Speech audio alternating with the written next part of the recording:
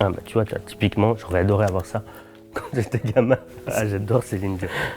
On est dans la librairie ici à Paris, qui est pour moi une des plus belles librairies que j'ai pu voir de ma vie. Et je sais que j'en ai beaucoup vu. Quand j'étais petit, je faisais l'école buissonnière, mais c'était pas pour aller au cinéma ou pour fumer derrière les poubelles de l'école, c'était pour aller chez Charles qui tenait une vieille librairie d'occasion et il me laissait lire à l'œil. Et je sais pas combien d'heures j'ai lu là-bas gratuitement. Ah ben, pour moi, c'est le lieu de l'émancipation par excellence. Moi, j'ai qu'une mission actuellement en tant que papa, je veux que mon fils aime lire, quoi. Je me dis, s'il aime lire, il aura tout ce qu'il a à apprendre sur le monde dans les livres, déjà. Ce sont les meilleurs professeurs, je pense, les livres. Sur la question de l'homosexualité ou de l'homophobie, est-ce que vous auriez un livre fort? Didier Ribon, Réflexion sur la question gay, je crois que c'est le livre que toute personne appartenant à une communauté minorisée à cause de son orientation sexuelle ou de son identité de genre devrait lire. Ce que j'ai voulu faire avec Tous les silences ne font pas le même bruit, mon récit sur l'homophobie, participer à la manière de ces auteurs-là d'une certaine forme de déconstruction mentale et de donner surtout des munitions intellectuelles aux gens pour pouvoir penser le monde et pouvoir peut-être le changer un petit peu en mieux. C'est à ça que ça sert les livres. C'est l'espace de 200-300 pages, l'auteur nous prend en otage et nous oblige vraiment à réfléchir à ce que c'est que de vivre gay, lesbienne, trans dans cette société et de ce qu'on accepte, de ce qu'on ne devrait pas accepter. Ah, ce livre. Ce livre-là, c'est le livre que je conseille aux gens qui, par exemple, n'arrivent plus à lire ou ont perdu le goût de la lecture et ne savent plus comment retrouver le chemin vers les livres.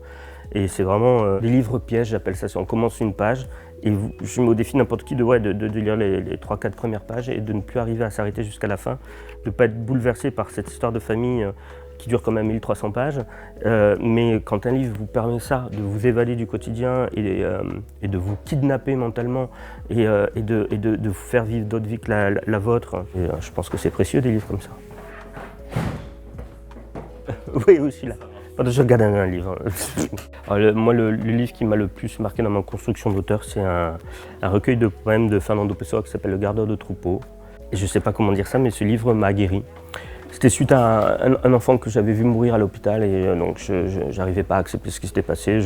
J'étais jeune médecin. Il dit qu'il faut aimer les rivières, les lacs, les champs, les papillons. Non pas parce qu'on voudrait en tant que poète y mettre du sens, de la philosophie, simplement parce qu'ils sont là. Il dit au revoir au soleil, il accueille la nuit, il dit que la nuit c'est pareil. Comme le lac, les rivières, il faut l'aimer parce qu'elle est là. Et puis évidemment, à la fin, il nous a bien eu parce qu'il y a des pages sublimes sur la mort. Et il explique que la mort, quelle qu'elle soit, c'est la preuve que le monde ne ment pas, parce que le monde est plein de choses.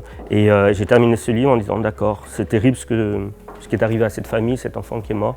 Mais moi, en tant que médecin, je dois essayer d'en faire quelque chose et peut-être essayer de comprendre que le monde de ce jour-là ne m'a pas menti.